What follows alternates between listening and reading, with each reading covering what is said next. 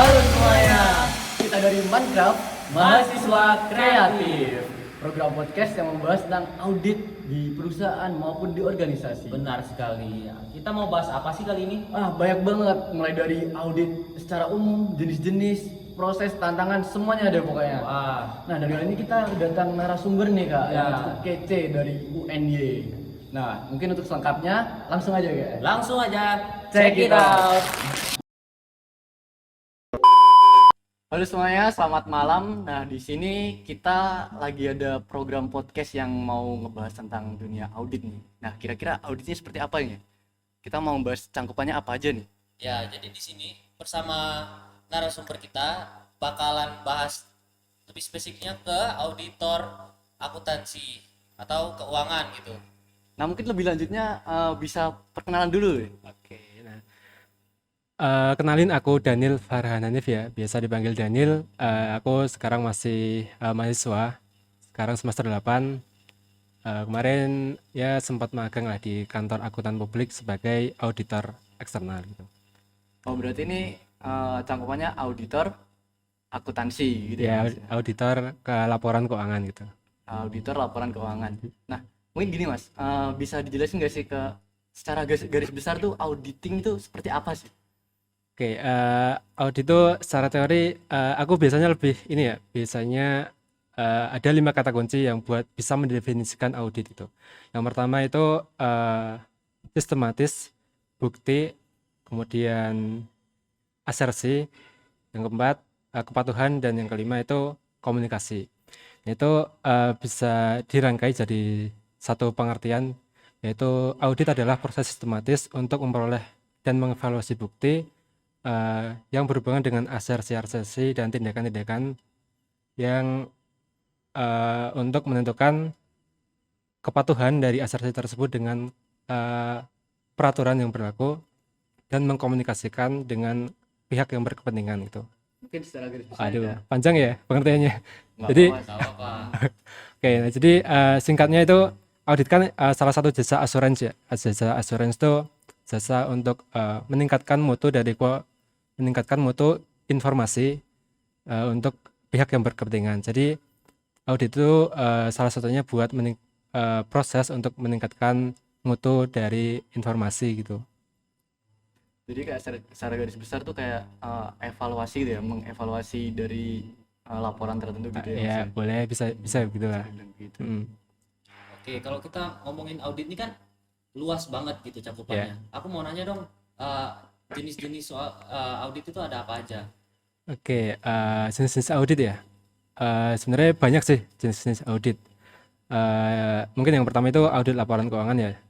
Itu mengaudit laporan keuangan yang dikeluarkan oleh perusahaan, dan kemudian kita audit untuk memperoleh bukti-bukti untuk meningkatkan mutu atau kualitas dari informasi tersebut untuk pihak yang berkepentingan.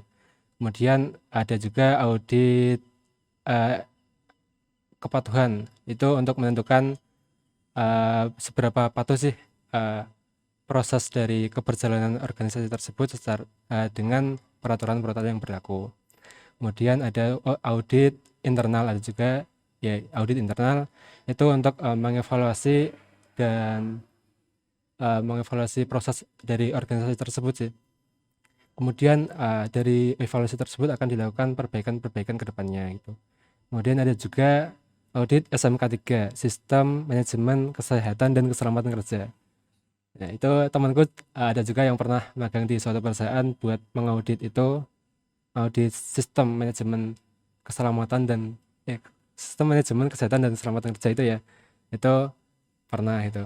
Kemudian ada juga audit IT. Itu ya mungkin berhubungan dengan teknologi ya. Audit IT itu. Tuh. Sebenarnya masih ada banyak sih, tapi ya itu aja sih. Nah, jadi teman-teman audit tuh sebenarnya luas banget nih. Nah, kan audit luas banget ya. Nah, di sini kita narasumber kita tuh sebenarnya lebih spesifik ke akuntansi. Nah, mungkin bisa dijelasin sih, Mas. Audit akuntan tuh seperti apa? Oke, audit akuntansi atau mungkin audit laporan keuangan ya. Audit laporan keuangan itu kan suatu proses untuk meningkatkan mutu informasi dari laporan keuangan tersebut yang digunakan untuk pihak-pihak yang berkepentingan. Ya, bisa jadi pihak-pihak yang berkepentingan itu bisa investor mungkin, kemudian kreditur, kemudian ya bisa dari internal perusahaan tersebut gitu. Oke, jadi tujuan daripada audit keuangan atau akuntan itu gimana? Tujuannya ya itu tadi, meningkatkan mutu dari informasi laporan keuangannya tersebut itu.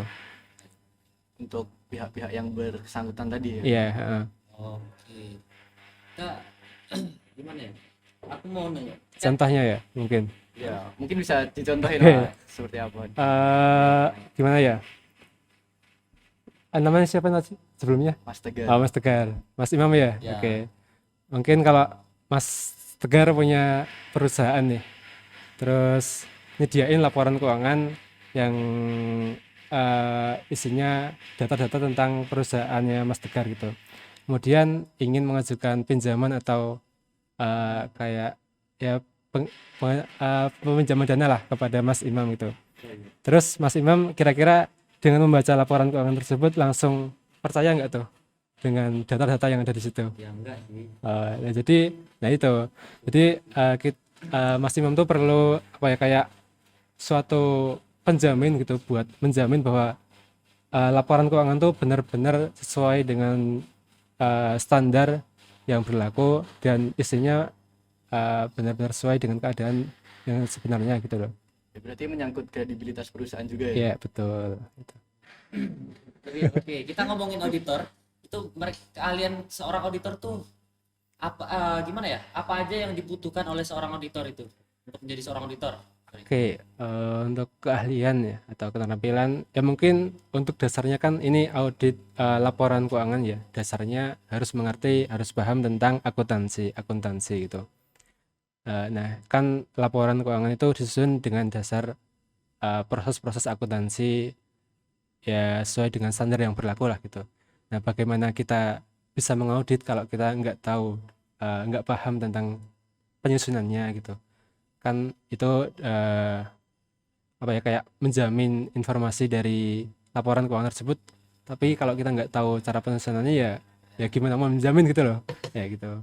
Terus yang kedua mungkin juga ini ya ada pajak juga ya. Itu kan di laporan keuangan juga ada pajak gitu ya. Nah, kita juga harus tahu apa namanya peraturan perpajakan apa aja sih yang berlaku dan yang digunakan oleh perusahaan tersebut gitu.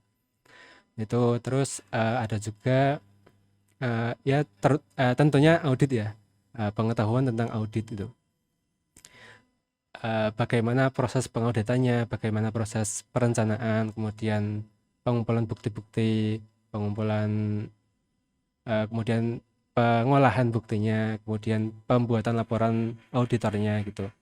Itu sampai tahap pengkomunikasian dengan pihak-pihak yang berkepentingan gitu. Terus untuk ya Menurut yang tadi kan bilang mengkomunikasikan kepada pihak-pihak yang berkepentingan. berkepentingan. Nah, berarti ini juga butuh skill komunikasi juga Ya, dong, harus skill dong. presentasi gitu.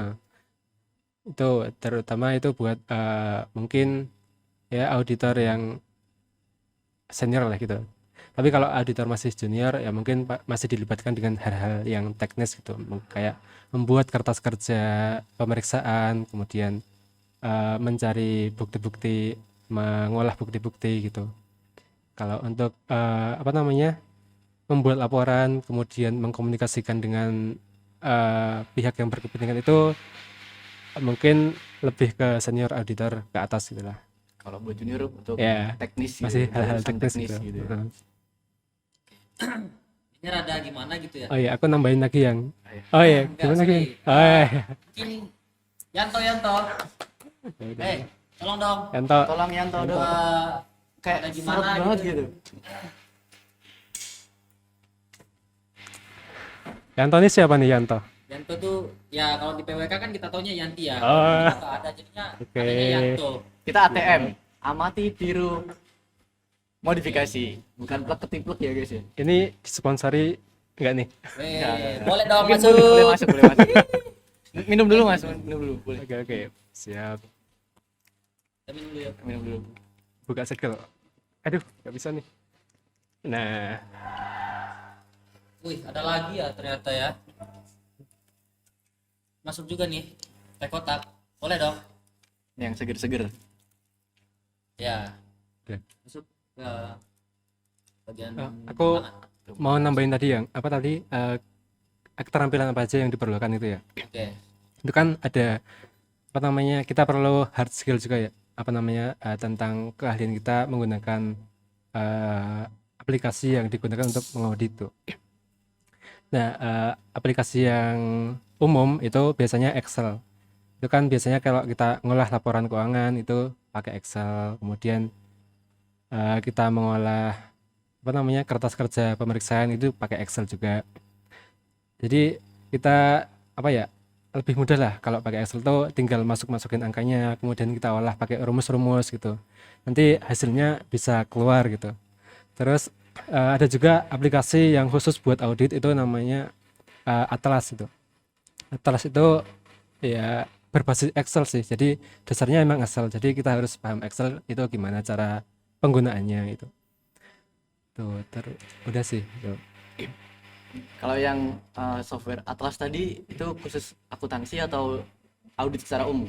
Itu buat mengaudit. Itu software itu disediakan oleh IAP ya, Ikatan Akuntan Publik Indonesia gitu.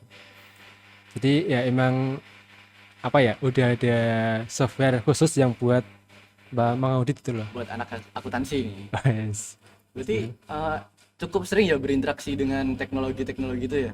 Ya harus sih, harus apa ya, hampir setiap pengerjaan itu menggunakan Excel gitu lah. Berarti udah nggak pakai cara konvensional yang ditulis-tulis gitu nggak? Aduh, itu mah ribet. Oke. Oke, mungkin tadi udah jelas ya, mungkin penjelasannya seperti itu. Nah, sebenarnya di dalam audit tuh proses-prosesnya tuh seperti apa sih, kayak step by stepnya tuh kayak gimana? Ya, di sini kita juga sambil belajar. Oke. Mungkin aku cerita lebih ke audit keuangan lagi ya. Ya, ya. apa? Kalau kemarin kan aku juga ini audit gitu ya, ngaudit. Itu yang pertama itu kan ada perikatan antara klien dengan KAP. KAP itu kantor akuntan publik, ya tempat kita bekerja gitu, tempat auditor kerja gitu. Namanya kantor akuntan publik. Itu ada perikatan dulu nih antara KAP dengan klien. Oh, kita pengennya diaudit selama berapa bulan nih gitu. Harus harus selesai selama berapa bulan gitu. Jadi itu kita perlu merencanakan dulu bagaimana sih auditnya ke depannya gitu. Kemudian kita perlu mencari bukti-buktinya, kemudian kita olah bukti-buktinya, kemudian kita kalau ada temuan kita komunikasikan dengan kliennya itu, dengan manajemennya gitu ya. Terus kalau udah selesai semua prosesnya, kita buat laporan auditor independen namanya LAI itu. Itu sih. Jadi bentuknya ada berbentuk opini ya, laporan auditor independen tuh. Itu. Berarti itu bentuknya opini ya, bukan atau data statistik atau opini gitu? Ya, bentuknya hanya opini paragraf gitu. Kalau di KAP ku yang dulu ya, itu hanya selembar sih, selembar atau 2 lembar itulah maksimal tuh. Tapi kalau yang di perusahaan besar kayak perusahaan yang udah go public, yang udah terdaftar di BI, itu kan juga bisa diakses tuh laporan keuangannya, laporan auditornya bisa diakses.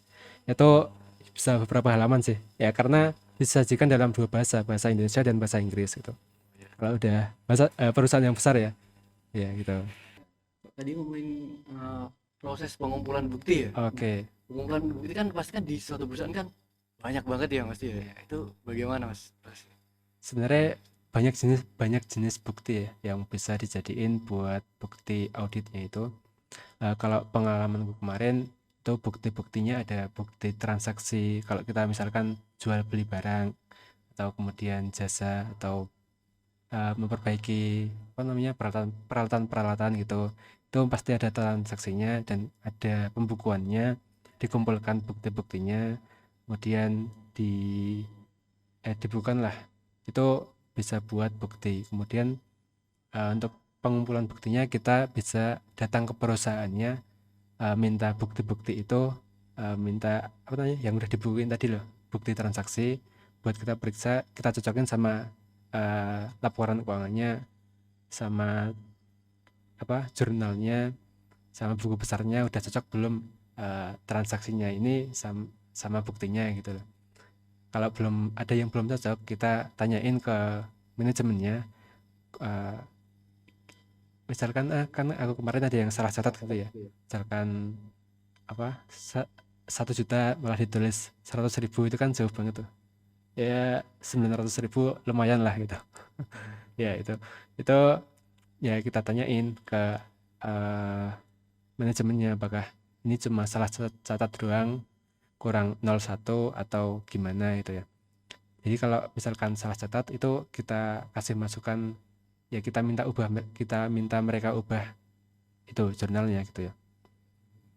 Tuh, terus ada juga pengumpulan bukti dari konfirmasi pihak ketiga. Nah, misalkan Mas Tegar punya perusahaan yang utangnya eh, bilang aja 100 juta gitu ya. Itu kan banyak gitu ya. Terus eh, gimana caranya kita tahu kalau bener perusahaannya Mas Tegar punya utang segitu gitu. Itu kita konfirmasi ke banknya langsung, kita kasih surat ke mereka, eh, intinya kita tanyalah ke mereka melalui surat ya, itu apakah benar nih perusahaannya Mas Tegar punya utang segini. Kalau iya, pasti mereka ngirim jawaban ke kita gitu ya. Eh, dan itu bukti dari apa namanya konfirmasi pihak ketiga, kan independen tuh, nggak terkait sama perusahaan. Itu apa ya, kualitasnya bisa dibilang lebih andal lah gitu. Ya karena tidak terintervensi dari perusahaan tadi Iya kan. betul. Nah, berarti kan itu banyak banget ya yang harus diajuin gitu, karena ya semakin banyak bukti berarti semakin banyak pihak-pihak yang harus dihubungi gitu ya. Sebenarnya selain yang aku sebutin tadi masih banyak sih cara-cara pengumpulan bukti yang lain, kayak misalkan ini aku tambah satu lagi ya, misalkan di laporan keuangan tuh tercatat ada persediaan sekian juta nih. Kita harus meriksa tuh ke gudangnya mereka, apakah di persediaan itu ada barangnya ini sejumlah sekian gitu. Jadi enggak cuma apa ya namanya, enggak cuma percaya. Oh ya, ini auditor tuh sifatnya harus skeptis. Skeptis itu enggak apa ya, enggak gampang percaya. Aduh, enggak gampang percaya itu enggak apa ya, kita perlu waspada, kita perlu kritis terhadap informasi, dan harus ada buktinya gitu loh ya.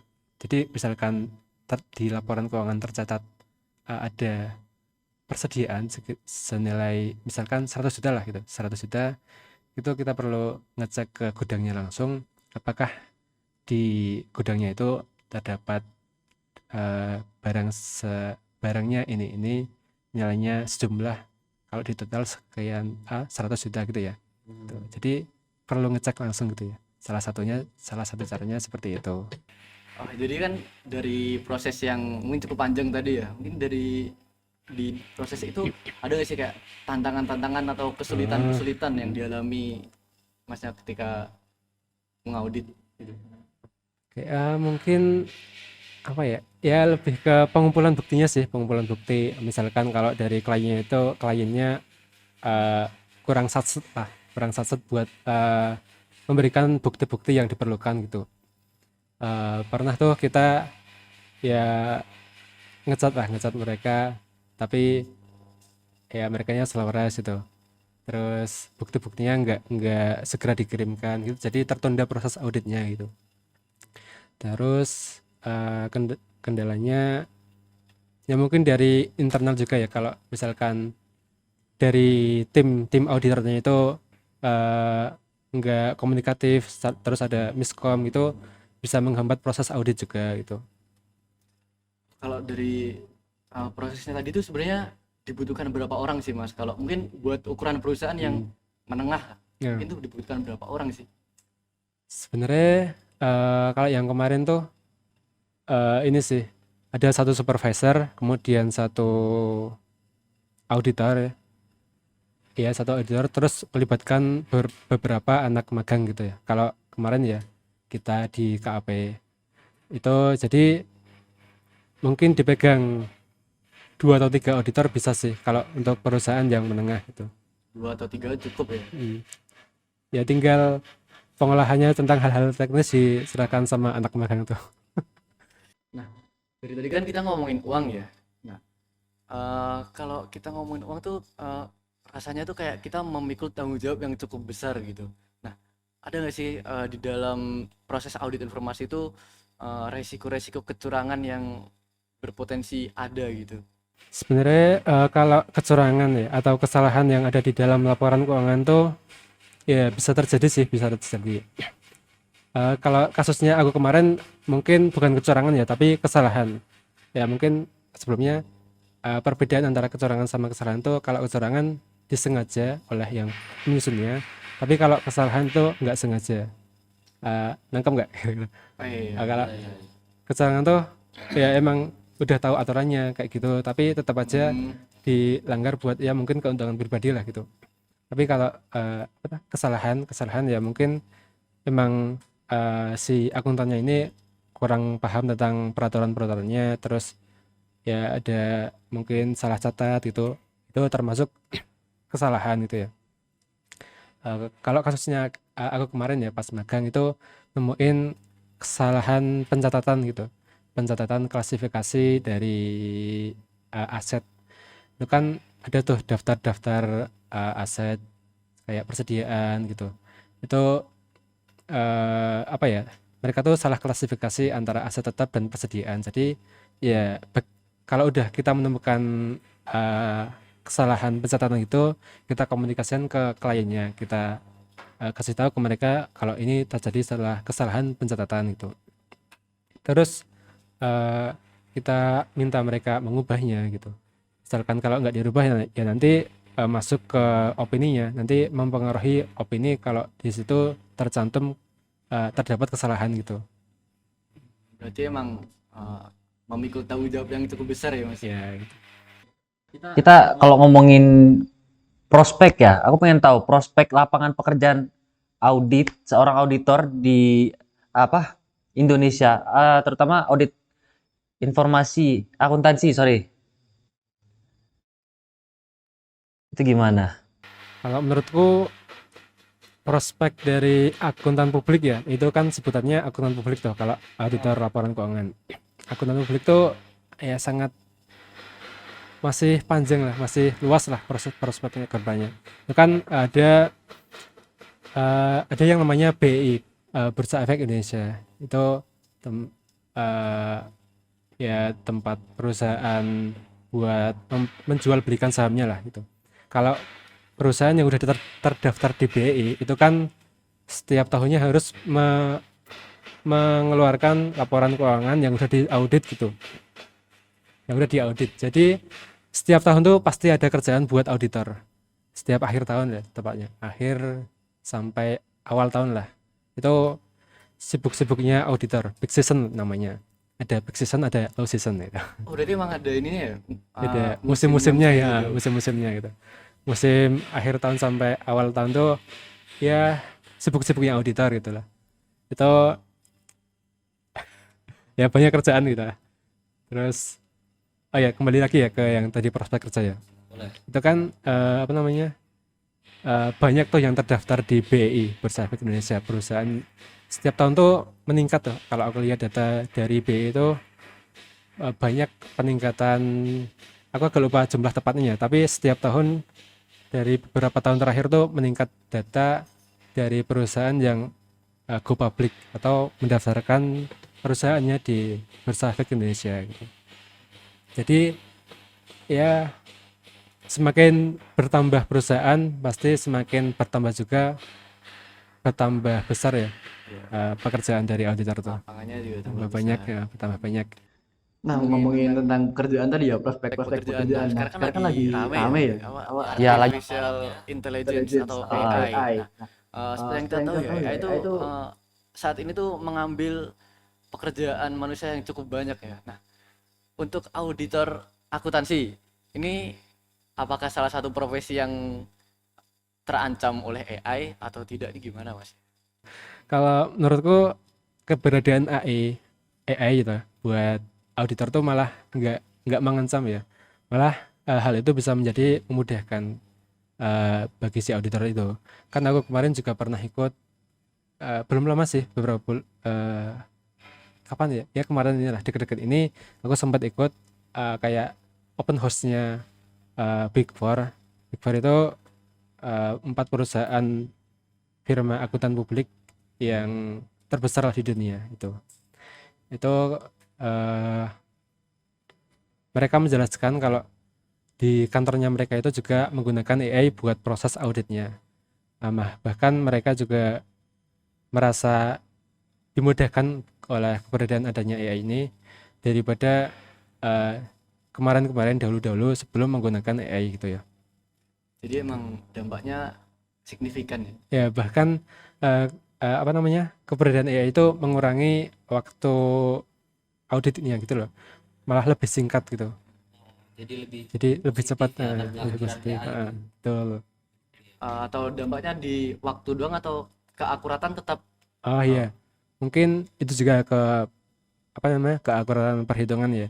Kalau manusia juga mungkin ada capeknya, kemudian ada kesalahan masukkan angka, kemudian ada apa namanya kesalahan dalam menganalisisnya. Mungkin apa namanya AI itu juga bisa membantu kita buat lebih memudahkan prosesnya itu gitu. ya dari tadi kita udah ngobrolin panjang lebar ya, mulai dari audit secara umum, akuntansi. Boleh dong kita Aku pengen tanya soal pengalaman. pengalaman Mas Daniel di bidang audit akuntansi atau keuangan ini. Kalau aku tuh akhir-akhir ini ya mungkin satu satu bulan ini terakhir ya magang juga di, tapi ini nggak ada kaitan sama ada sih tapi masih belum sampai tahap audit. Oh iya, aku ini magang di apa namanya di posisi quality assurance namanya. Itu quality penjamin mutu, quality assurance. Nah kalau audit tadi kan salah satu jasa assurance. Nah, ini di quality assurance tuh juga ada audit buat manajemennya perusahaan gitu. Tapi ini kan masih awal-awal nih, masih 1 bulan, jadi belum sampai tahap audit. Aku sekarang masih disibukin sama pembuatan SOP gitu. Ini kan perusahaan yang tempat aku magang sekarang masih apa ya tergolong baru gitulah ya. Terus membuka cabang di Yogyakarta. Jadi perlu SOP baru yang buat pengendalian internal dari perusahaan tersebut yang ada di Yogyakarta gitu. Jadi ini emang buat batu loncatan untuk ke tahap selanjutnya gitu ya Aduh, Mas ya. ya bisa dibilang begitu lah. Ya mungkin saya rasa ini udah mungkin pertanyaan terakhir ya. Gimana sih Mas rasanya jadi audit? Mungkin pesannya bagi mereka, bagi kalian teman-teman yang lagi nonton, kalau mau terjun ke dunia audit tuh mungkin pesan-pesan dari Mas apa? Seperti apa gitu? Buat teman-teman ya, eh, khususnya buat teman-teman yang masih kuliah gitu ya, kuliah di jurusan akuntansi khususnya ya, buat kalau mau ke audit laporan keuangan Ya, itu ya kalian benar-benar dipahami materi-materi kuliahnya dari akuntansi pengantar, akuntansi keuangan menengah, akuntansi keuangan lanjutan itu dipahami semuanya, pasti akan berguna tuh buat proses kedepannya, buat proses uh, kalian menuju berkarir di akuntan publik gitulah ya. Terus kalian perlu apa namanya ikuti kayak apa ya workshop atau ya, pelatihan-pelatihan yang dari rangkaian. ya diadakan dari apa namanya Luar kampus gitu. ya luar kampus atau lembaga-lembaga gitulah. Mungkin kalau ini bukan apa ya bukan di endorse ya, tapi aku merasakan dari yang aku ikutin itu kan aku kemarin juga ikut apa namanya kayak SIMK itu simulasi kerja. Itu di situ kita dikasih pengetahuan tentang audit, kemudian dikasih kasus tentang audit juga, terus kita ngolah data-datanya, kita mencoba mengaudit dari laporan yang ada dengan bukti-bukti yang udah disediain gitu. Nah itu kalau SIMK itu diadakan oleh hari Senin namanya, harisenin.com. Itu teman-teman cari aja di Instagramnya ada. Itu emang tempat kayak bootcamp gitu Tapi ya. ini bukan di endorse ya. Boleh dong masuk tuh. Ya, boleh masuk, boleh boleh masuk. dong. Minum dulu lah. Minum dulu Mas. Siap. Mungkin kita sudah sampai di penghujung diskusi nih ya. Yap, benar sekali. Aduh, singkat sekali ya. Ya, semoga membawa manfaat bagi teman-teman yang Amin. sedang belajar tentang audit ya. Kita di sini belajar bareng lah. Dan terima kasih banyak buat Mas Daniel yang udah nyempetin waktunya Ya, jauh-jauh sama-sama. dari kota, Ya, sama-sama di kota. malam-malam kayak gini. Ya, mungkin terima kasih Mas Daniel. Siap. Terima kasih Mas Daniel. Ya semoga bisa bermanfaat ya. Semoga Mas Tegar, Mas kita Mam. semua ya guys ya.